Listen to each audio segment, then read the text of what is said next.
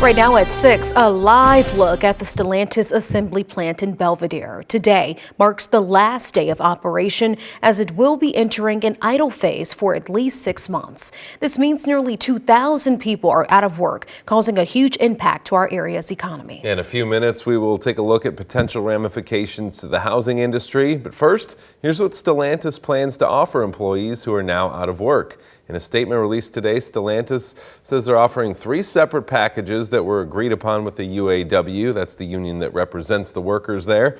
Those options include a retirement incentive program of $50,000 for eligible employees. Also, those who are within 24 months of being retirement eligible can be a part of a pre-retirement leave to bridge the gap to retirement. Additionally, a voluntary termination program will be provided as an option to workers who choose to permanently separate from the company. Stellantis says for those who elect to stay with the company, they have the option to relocate to one of these locations: Detroit, Michigan, Toledo, Ohio, and Kokomo, Indiana. This package is available to workers from March 13th through April 26th. Stellantis believes these options will help reduce the anxiety after the decision to go idle.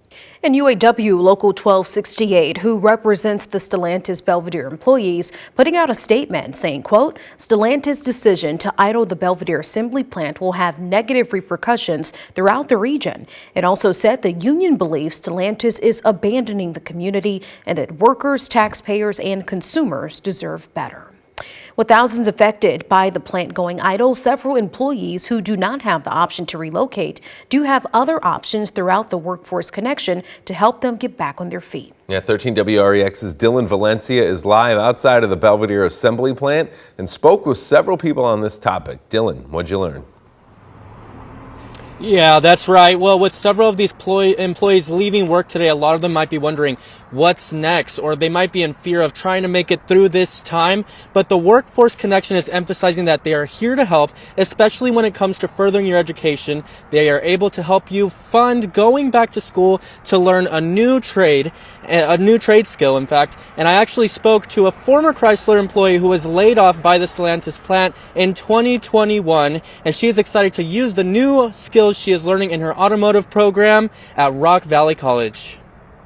The Workforce Connection, and that is a government-run program, but they have helped me out so much. I mean, there's a lot of hoops you have to jump through, it seems, but once you kind of get it all mellowed out and understand the lay of everything you have to do, it's a lot easier. Now, if people can't relocate or are not interested in going back to school, the Workforce Connection is providing another option with more than 30 employers looking for employees specifically from Stellantis. And with the shutdown bringing such a massive economic impact to our local community, I also spoke to Representative Dave Vella to hear his thoughts on the thousands of jobs being lost.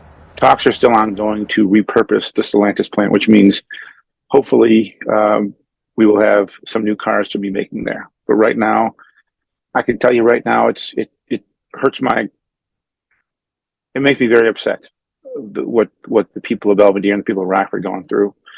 I've opened my office to help in any way I can. I have, as you said, I have staff there trying to make sure that the transition is as easy as possible.